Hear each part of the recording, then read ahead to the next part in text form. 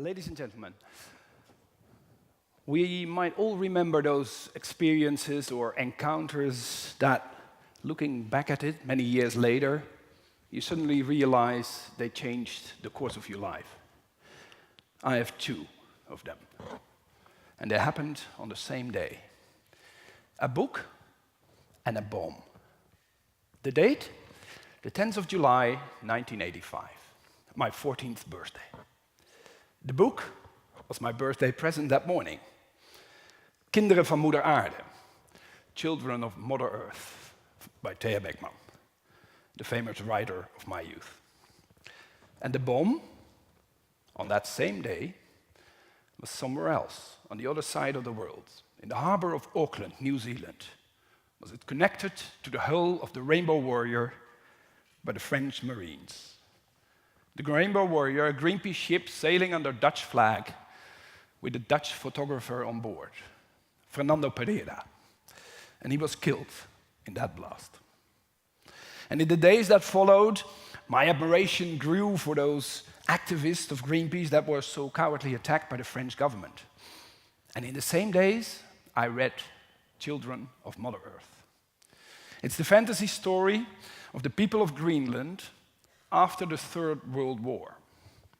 The power of that war, with all its nuclear blasts, was so great that it tilted the Earth, and Greenland arrived on a Mediterranean climate. After the ice had melted, the people of Greenland, hardened Inuits, survived and started a complete new society, learning the lessons from the past. They started a new society based on purely ecological principles, living in perfect harmony with nature and with each other. They had, for instance, invented the diesel engine, smart as they were, but decided not to use it because of its pollution. And Thea Beckman made the story complete by having the Greenlanders convince and convert the bloody Europeans that had obviously learned nothing and came sailing over from their destroyed continent to take over Greenland. You can imagine the idealism of this 14-year-old boy was ignited. My destiny was clear. I wanted to work for Greenpeace, owing a debt to Fernando Pereira, fulfilling the dream of Thea Beckman, Children of Mother Earth.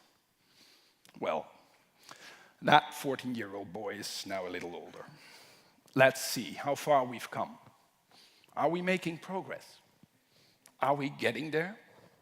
Becoming children of the Mother Earth? I must admit, only a few years ago, somewhere around 2009, 2010, well, that's in energy terms yesterday, I was very pessimistic, not to say desperate, about the answer to that question. 2009, the year of the United Nations Climate Conference in Copenhagen. Remember that one? We all had so much hopes, so high hopes of that conference. A new president in the US, China started to get it.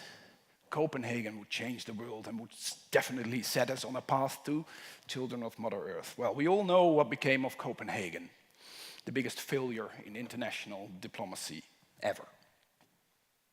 Solar panels in 2009 were becoming more expensive, and they were expensive enough already, instead of cheaper. The biggest sustainable company that this country ever saw, eConcern, went bankrupt in 2009. And the first large offshore wind farm of this country, Gemini, was financially closed. Well, good news. It was financially closed with a subsidy of 16 cents per kilowatt hour. So they needed 16 cents per kilowatt hour to get a profitable business. I remember sitting in parliament those days, being the environmental spokesperson for the Partij van de Arbeid, sitting somewhere in the back, so nobody really paying attention. So you could use the time to calculate on the back of an envelope what 16 cents per kilowatt hour would mean for changing our energy infrastructure into a renewable energy supply. That would cost about 580 billion euros. You can see the policy obstacle for that. And that was for one offshore wind alone. There was not much to be proud of in those years, especially not for politicians, because in the first decade of this century, the Dutch energy policy had been, let's say, unfortunate, to put it mildly. While our neighboring country, Germany, leaped into the next century by turning a pretty inefficient and expensive subsidy scheme into a huge success simply by sticking to it, we changed our policy with every wind shift. Starting with tax deductions, we suddenly shift to subsidies, and subsidies started to vary continuously in height and in length, and they were completely abolished when the government was in budgetary problems, and then started again a year later with a completely different system. And with every change of policy, investors became more wary, risk premiums skyrocketed, and around 2010, our renewable energy share was stuck in the mud, 2%. So that's the mess we were in 2010. E-concern bankrupt, offshore wind too expensive, an almost non-existent solar market, children of Mother Earth, they seemed further away than ever. But then suddenly, slowly, the tide started to change. In the Netherlands, not only politicians, but companies and NGOs alike started to realize that only a broad-based, stable energy policy could be a successful energy policy. And all actors got together and joined the energy agreement. At the time it was signed, that was in 2013, there were still a lot of doubts. And to be honest, it could have gone wrong in a million ways. But it didn't.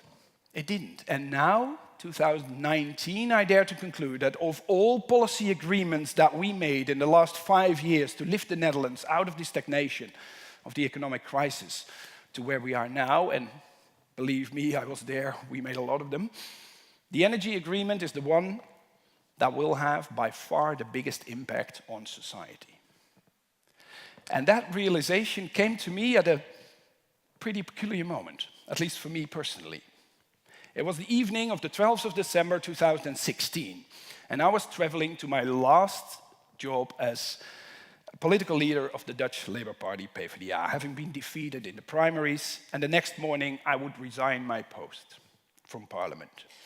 And out of the many kind and warm messages of support and love that I received on my phone from family, friends and colleagues, one stood out. It was the message from the Minister of Economic Affairs, Henk Kamp. And it read, 5,45 cent, regards Henk. Typical his style, not a syllable too much. But it struck me all the more because 5.45 cents per kilowatt hour, that was the outcome of the latest offshore wind tender, a spectacular low price, almost competing with electricity from fossil fuels. And although it should have been a sad evening for me, that message filled me with joy. Because only a few years back, remember, I was desperate about the astronomical costs of offshore wind. And here I was, witnessing a spectacular breakthrough. And I don't know how you all feel, but since that day, I feel relieved, almost airborne. And not because I lost the political responsibility resting on my shoulder. No, I would have loved keeping it a little longer. But no, I was relieved because from that day on, I know great things can happen. It's like feeling the excitement you had as a child on the evening before your birthday. You don't know exactly what will happen, but it feels good. You feel the momentum. And talking about spectacular developments, it's not only offshore wind. Take solar energy. I remember planning my first solar campaign as a Greenpeace activist. It was 1998, it was 20 years ago. And we wanted to convince Shell to build the largest solar panel factory in the world. And because we were Greenpeace, we had set the target at a mind-boggling 500 megawatt factory. 5 times the world market at that moment. One factory building 5 times the world market at once. Shell refused. And I still remember Jeroen van der Veer, Shell CEOs in those years, and especially the smirk on his face when he explained to the naive and ignorant Greenpeace activist that it was more than absurd to even think that in the next century it would be imaginable that such a bizarre size factory would be built. 500 megawatts, Mr. Samsom. That is ridiculous. It's now 2018. The world market size is 100 gigawatts, a 1,000-fold increase compared to those days. And a 500 megawatt factory, that's a small to mid-size factory in China. There's more than 3 dozens of them at the moment. And take another example, electrical cars. For long, you were quite a deplorable figure in your smaller than smart electric car with a range to the garden entrance and back.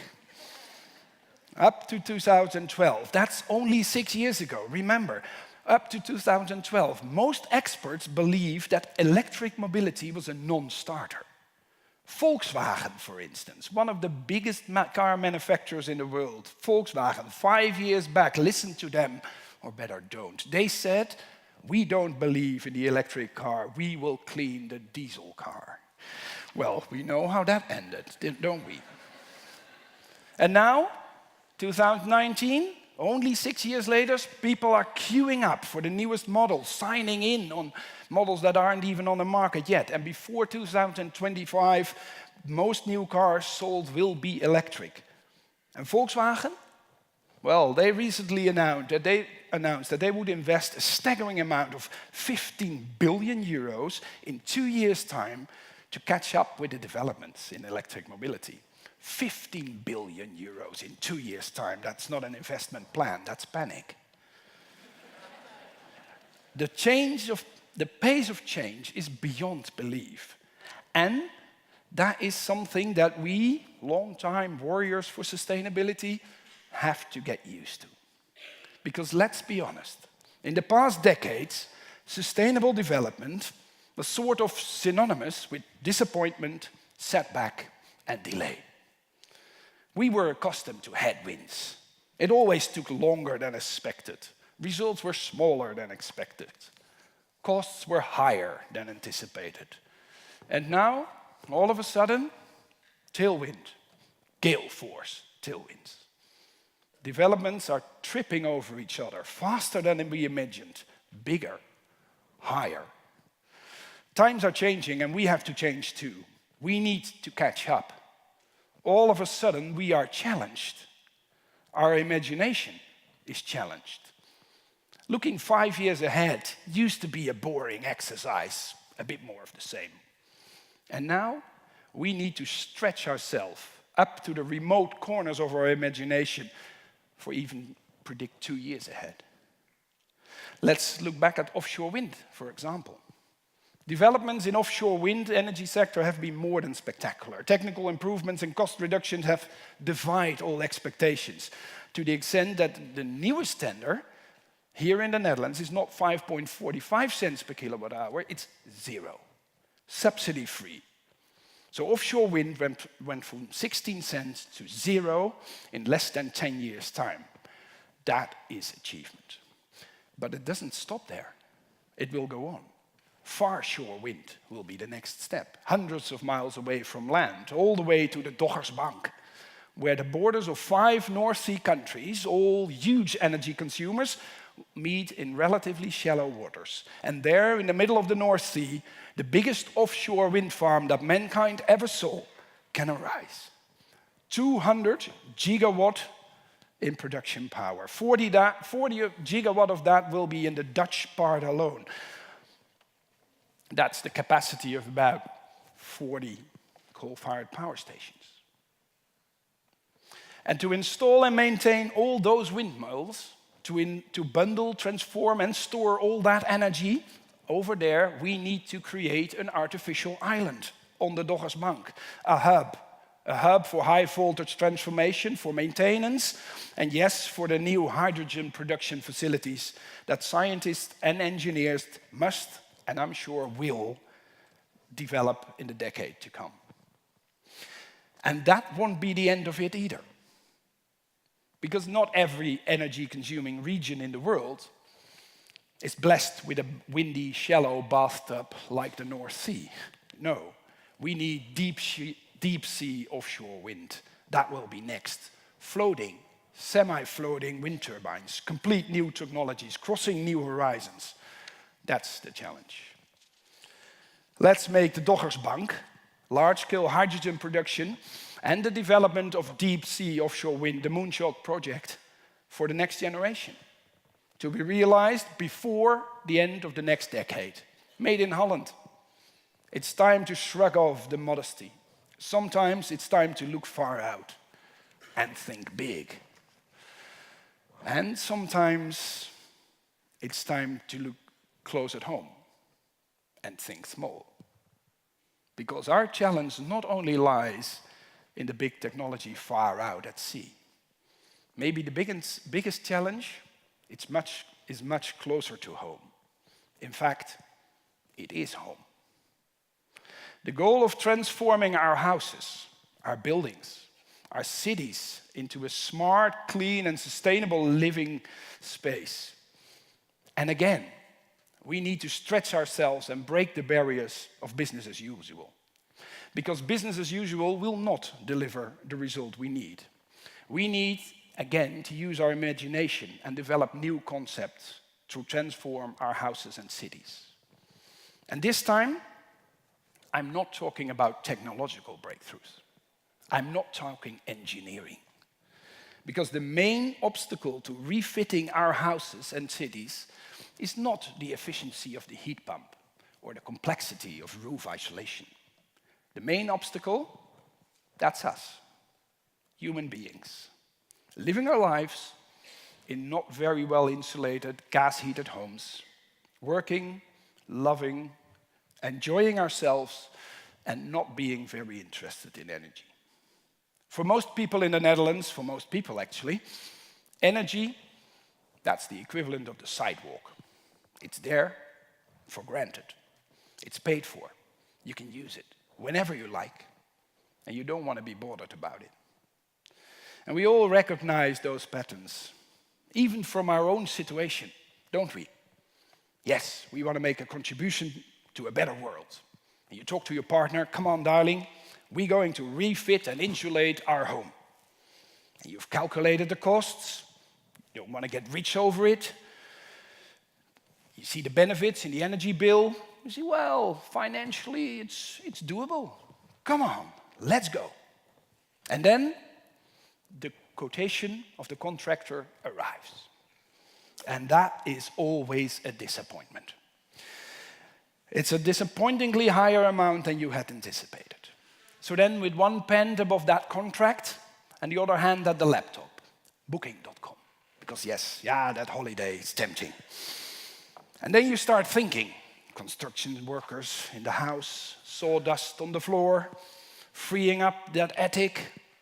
Forget it, another time. Forget it, another time. That's the side road to nowhere, taken by millions of people every day. Children of Mother Earth, well, another time. And no engineer is going to change that.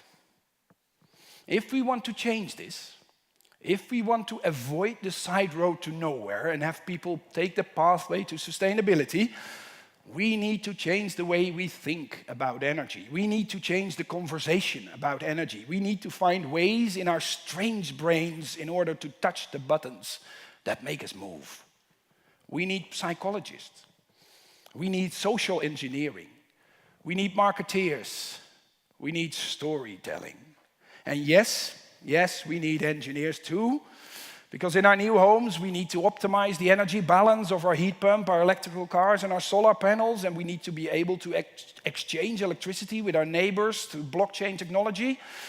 We need smartphone apps that make our private electricity production and energy savings more fun and more profitable.